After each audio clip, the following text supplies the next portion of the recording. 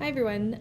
Today we're going to go through something called kinetic molecular theories. This would be lesson 1.4. So kinetic molecular theory, otherwise known as, or aka KMT, is a theory stating that all matter is made up of particles that are in continuous random motion. So this is just a little sketch here showing that all particles are constantly moving, and this would be even particles that are in a solid.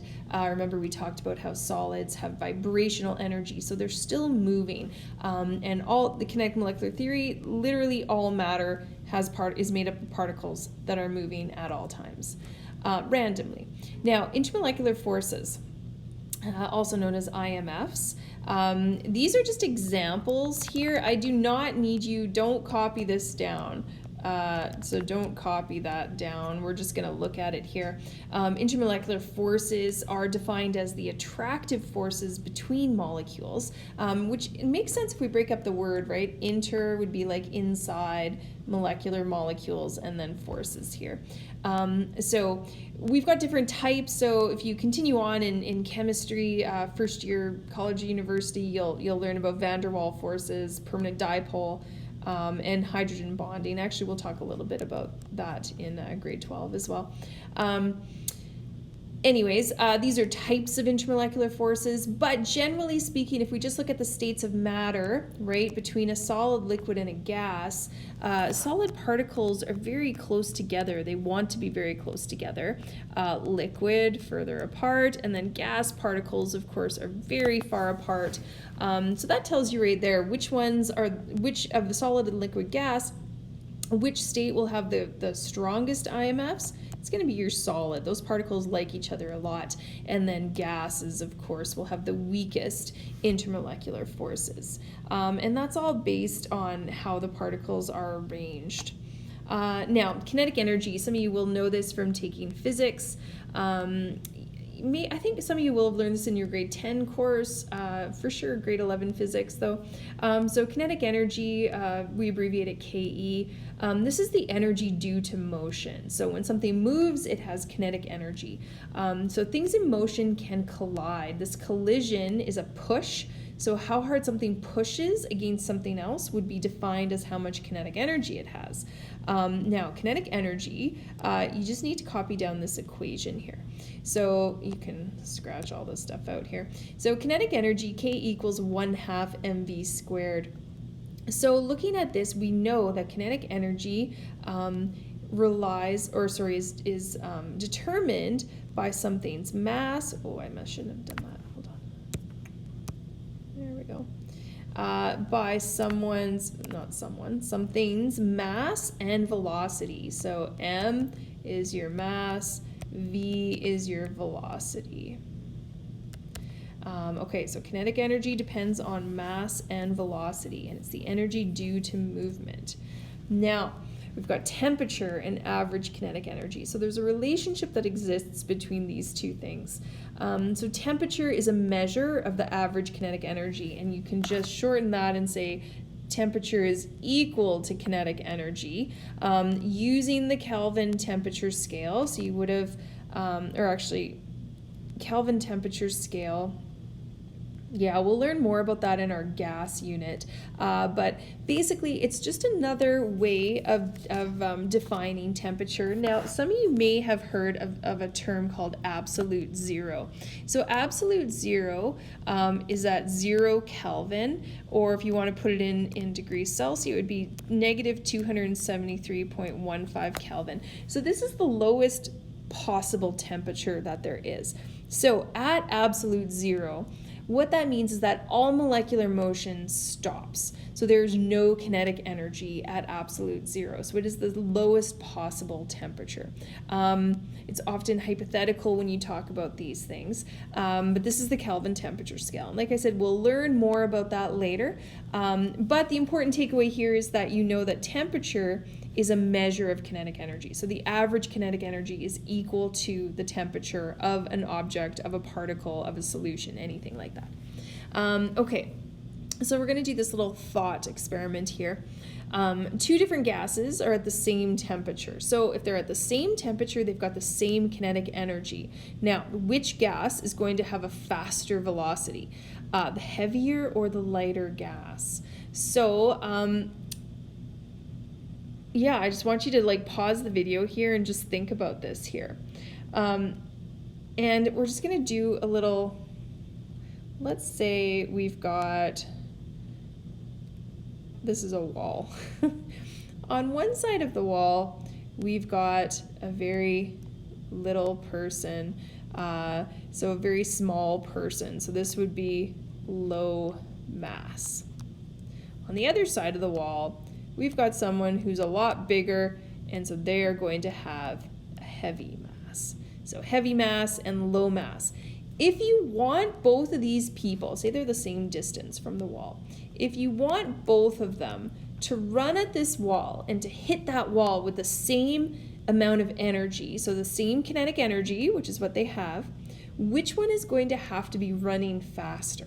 So which one will have to run faster to match the other one, to be able to have the same amount of force when they hit that wall? And hopefully you will have come up with the lighter person. The lighter person is going to have to run faster, so we'll have a higher velocity in order to hit that wall with the same energy as the person over here who's heavy. And so they're going to have a larger mass, but they are going to have a slower velocity. So which one will have the faster velocity? The answer is the lighter gas will have the faster velocity. Some people prefer to just look at the formula. So they want to just look at it mathematically, and they would say, well, if mass goes up, I'm going to have to decrease the velocity to accommodate that if we set two kinetic energies equal to each other. Basically, it doesn't matter how you choose to think about it. I like the person example myself, but if you want to approach it more symbolically or mathematically with your equation, that's fine too. Okay, next we're going to look at something called Boltzmann distributions. So Maxwell Boltzmann, physicist, I think. Yeah, I only say that because a lot of these people who have major chemistry discoveries would actually call themselves physicists. But anyways, what these are is it shows the speed here. So we've got speed and the number of molecules. So what this shows is that in any one sampling of a substance, the vast majority of the particles are going to be here. They're going to be moving at the same speed. But it's important to note that some of them are going to be moving faster, especially these ones in here. They're moving very fast. And some of them down here are moving slower, right? These ones are going to be very slow. But the majority of them are going to fall within a range here. And that would be if you took like a portion of a certain, like a glass of water at a certain temperature. Most of the particles are going to fall in this mid-range here. Some of them are going to be moving a lot faster. Some of them are going to be moving a lot slower. Now I'm just going to erase this that I wrote here. Oopsie, I think I lost it. Okay, so now looking at this, what happens when you increase the temperature? So I'm going to use red to show this. Now that graph is going to change. When you increase the temperature, you are going to, so again, let's go here. If I increase temperature, that means what else is going to be increased? Kinetic energy, because I know that temperature is a measure of the kinetic energy. Those are equal to each other. So if I increase the temperature, kinetic energy is also going to increase. Now, kinetic energy is dependent upon mass and velocity. So the mass is constant. So if I've increased the kinetic energy, that means that the velocity or the speed is also going to be increasing. So this graph is going to change. If you increase the temperature, it's going to shift, and it's going to shift over to the right. So the whole thing will just shift right. So you can add that. And this is going to be my hotter temperature there. Now, if you decrease the temperature, we'll make this green. If you decrease the temperature, you're going to slow down the particles because you're going to lower the kinetic energy, so the speed is going to be less. So if you slow it down, you're going to lower it this way, okay? So you've got two curves here that have changed from the regular one. So increasing the temperature, you shift to the right. Decreasing the temperature, you're going to shift back to the left. All right. Now, so problem. In the air are oxygen gas and carbon dioxide molecules. So part A, and again, I want you to actually try to figure this out, so pause the video. Which one between O2 and CO2 is going to have the greater kinetic energy? And then if you were in class, I would make you take a vote on this, but you're not in class, so we have to look at this. And it's kind of a trick question because they're actually the same. So some of you will have got that. They are the same because they're both in the air, which means they've got the same temperature. So because they are at the same temperature. So they're going to have the same kinetic energy because they're at the same temperature.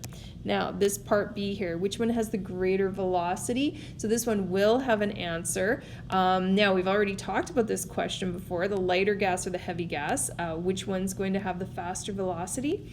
It's going to be the lighter gas. And so between O2 and CO2, which one is the lighter gas? Yeah, and hopefully you will have figured out that O2 is the lighter gas. Just looking at them, carbon dioxide, if you just scratch out the C, is O2, but now you've added carbon to it, right? So carbon dioxide is heavier, and we can use our molecular masses off the periodic table if we wanted to calculate that. But we're going to say O2 is faster because it is lighter.